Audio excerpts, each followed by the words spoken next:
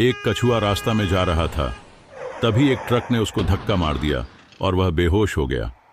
तभी उसका दोस्त खरगोश दौड़ दौड़ के उसके पास आया और कंधे में लेकर घर आ गया और कछुआ को बैंडेज करके पूरी तरह ठीक होने का इंतजार करते।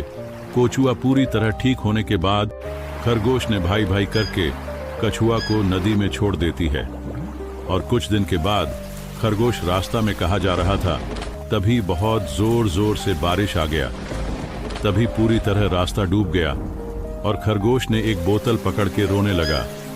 तो भी उसका दोस्त कछुआ ने देख लेती है और खरगोश को बचा लेती है।